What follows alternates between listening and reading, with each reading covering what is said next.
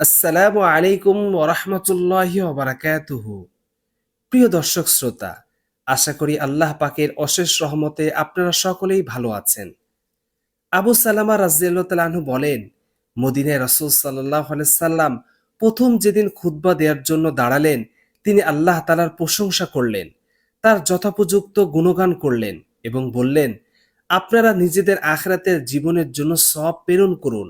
আপনারা অবশ্যই জানবেন, আল্লাহ শপথ করে বলছি, আপনাদের যে কারো কাছে হঠাৎ মৃত্যু এসে উপস্থিত হবে এবং সে তার পশুপাল রাখালহীন অবস্থায় ফেলে রেখে চলে যাবে।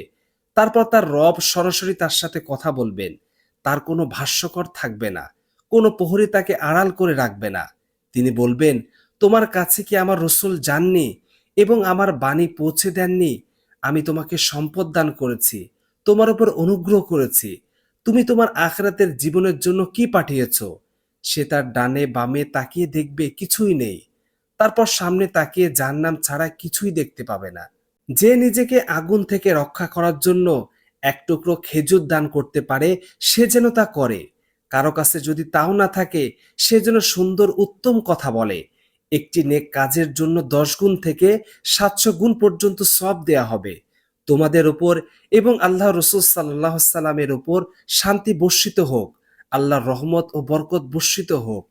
আবু বকর রাদিয়াল্লাহু তাআলা আনহু একদিন মিম্বারে দাঁড়িয়ে বললেন, তোমরা সত্যবাদিতা অবলম্বন করো, কারণ তা পুণ্যের সঙ্গী এবং এ দুটির অবস্থান জান্নাতে।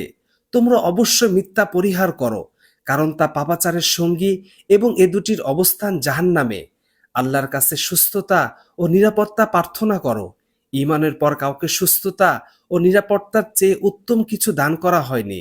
একে অপরের প্রতি হিংসা বিদ্বেষ পোষণ করো না, সম্পর্ক ছেদ করো না এবং পরস্পর থেকে মুখ ফিরিয়ে নিও না। হে আল্লাহর বান্দারা, তোমরা ভাই ভাই হয়ে যাও।